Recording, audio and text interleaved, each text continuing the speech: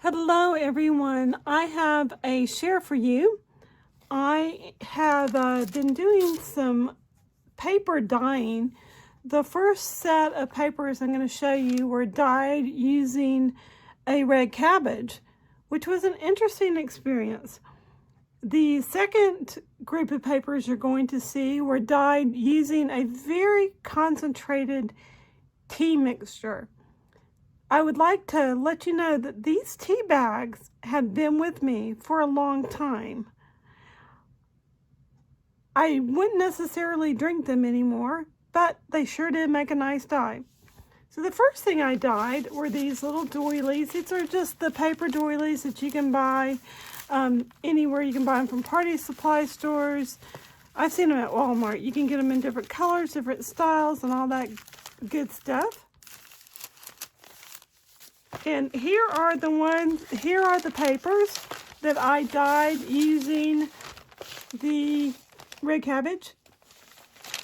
And when I saw that it wasn't really taking the dye very well, I added a few drops of just regular food coloring in red and blue, because that makes purple.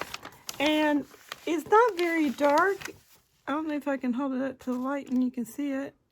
But you can kind of see the purple tint of it.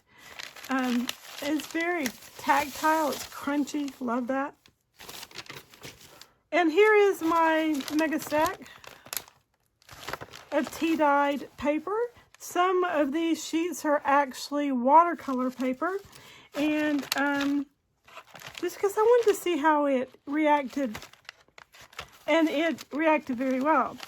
I let these soak for a couple hours. I used hot boiling water and the tea bag sat in that for a good 20 minutes, then turned off the heat. Once it had cooled down a little bit, just dumped it into a pan and then started putting my paper in the pan. And then I poured the liquid over the paper and let it sit. I let it sit for a few hours, then I took it out and let it dry. Toward the end of the process, I got impatient and I just used my heat gun to finish drying it. So here are those papers, and you can even tell the ones that were on the bottom versus the ones on top. It's always interesting to me how the same paper can take a dye in different manners. You can really see the difference between this page and this page. This almost looks like it's a craft cardstock. It is not. It is just more of that copy paper. It just happened to be at the very bottom. This is the watercolor paper. And this was $1.25. This is watercolor paper. This came from Hobby Lobby's clearance section. It was $1.25 for a fairly good-sized package of the paper. And I started running out of the liquid toward the end of this process. So some of these did not really dye at all, but the ones that did came out very nice. They're heavy.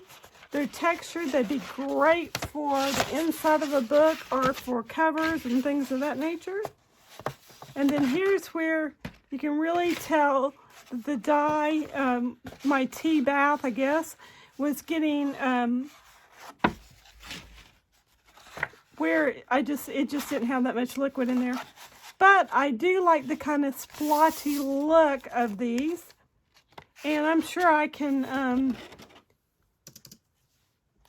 I'm sure I will be inking these and stamping and all that good stuff. This one really didn't take, so, and every one is different. Once again, I just love that splotchiness. So, in my next video, we're going to take some of this paper and we're going to make some embellishments. So I hope that you will be staying tuned for that. If you like this video, please give it a thumbs up. Don't forget to share my videos on your social media. Subscribe if you haven't already. Stamp happy. Be a blessing. Bye for now.